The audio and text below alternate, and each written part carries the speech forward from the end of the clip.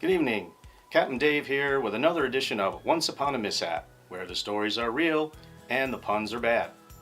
We call tonight's lesson Naval Safety Center's Summer Vacation. That's right, summer is fast approaching, and so are the hazards that come with it.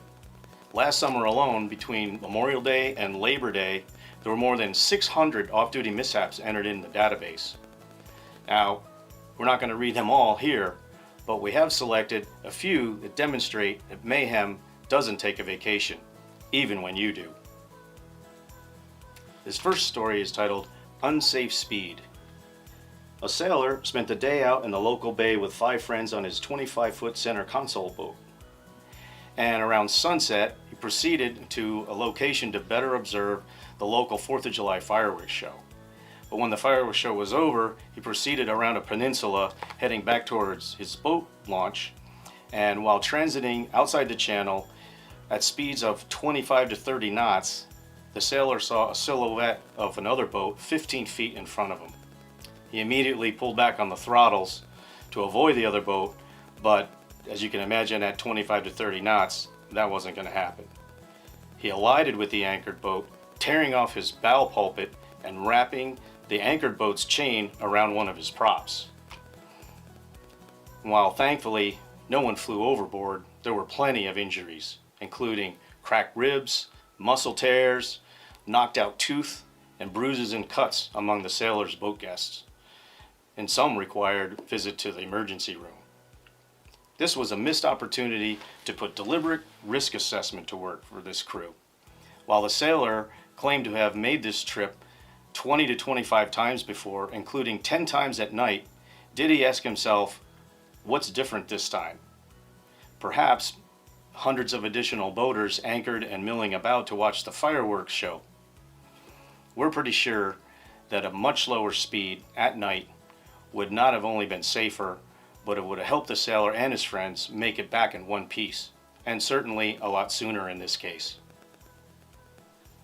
This next story is titled Whip It Good. TiVo. Anyway, a sailor was water skiing with family when the boat whipped him at approximately 50 miles per hour. Anyone see a trend building there? Presumably, at the max G-force of the whip maneuver, the action slammed the sailor into the water, and so hard that he lost consciousness and also suffered a minor laceration to his arm from the ski. The report doesn't indicate if he received the proverbial eye enema, when water gets forced into your eyes when you faceplant in the water, but he wouldn't have felt it anyway because he was unconscious. He didn't immediately seek medical attention, but complained of headaches since the incident.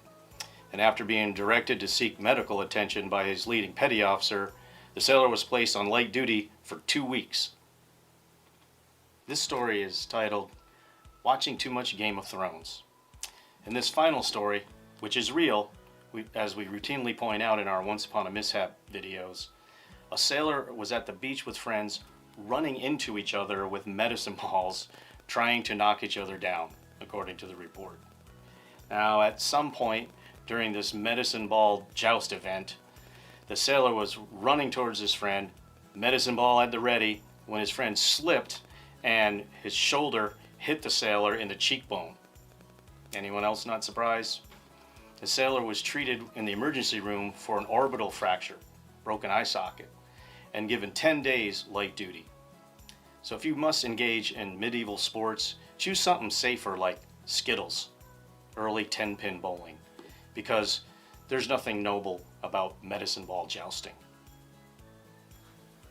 That's all for tonight. As always, you can find the full lesson learned and more safety-related products on our website here. From the Naval Safety Center, I'm Captain Dave. Good night, and remember, let's be careful out there.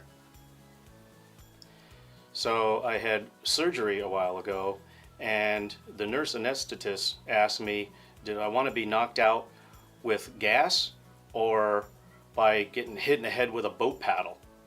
And I thought that's kind of a weird choices. It was a either or situation.